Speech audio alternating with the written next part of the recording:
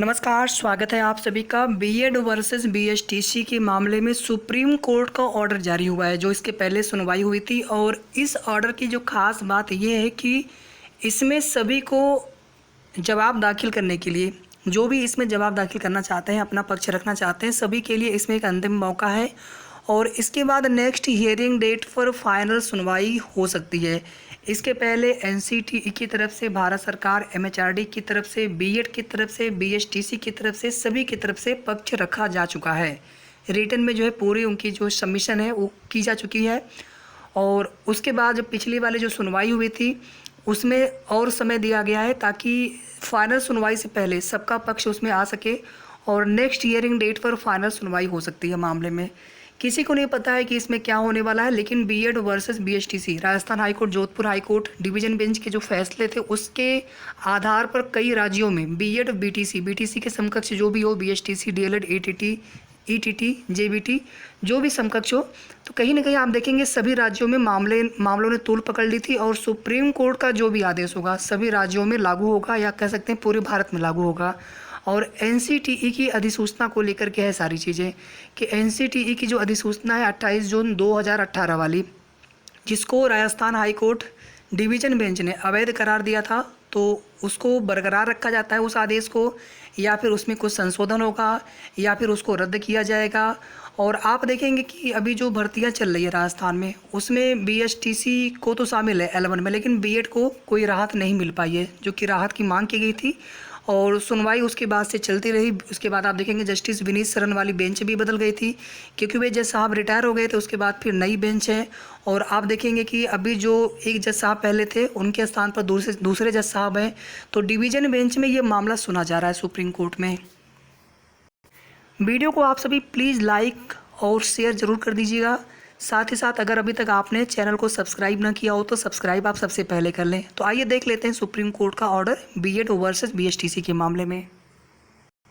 और आप सभी को पता है कि बहुत सारे अधिवक्ताओं की पूरी पैनल, कुछ सीनियर अधिवक्ता, कुछ एओआर, कुछ और अधिवक्ता भी कोर्ट में मौजूद थे जब सुनवाई होती है सभी पक्षों की तरफ से सब मिला करके। तो यहाँ पर ऑर्डर पर हम लोग फोकस करते हैं।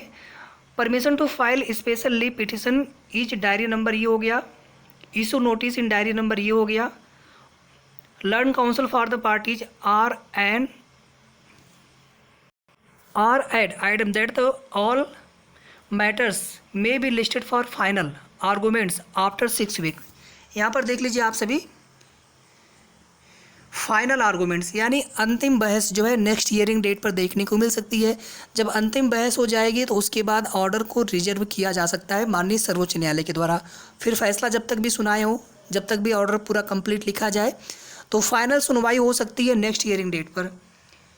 मीनवाइल इसमें देखिए कौन कौन से पक्ष हैं। भारत सरकार हो गया, एनसीटीई हो गया, विभिन्न राज्य हो गए, boards of secondary education or other private persons interveners shall be at liberty to file their respective counter affidavits rejoinders to complete the pleadings.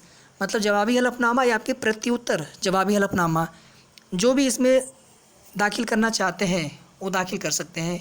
इस वाले ऑर्डर की जो मुख्य बात यही है कि अगली जो डेट पर सुनवाई होनी है वो सुनवाई फाइनल होगी और उसमें जो है कंप्लीट की जाएगी फाइनल जो बहस है उसके बाद। और हमने आपको पहले उसी दिन बता दिया था जिस दिन सुनवाई हुई थी कि जो नेक्स्ट डेट पर सुनवाई होगी वो सुनवाई फाइनल होगी।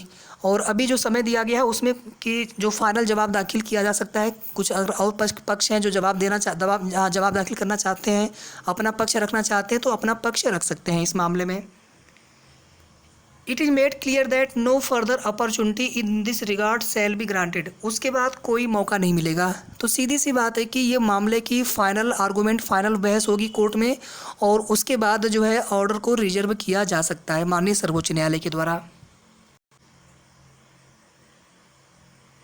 ठीक है, तो ये कुल मिलाकर के ऑर्डर की मुख्य बातें थी।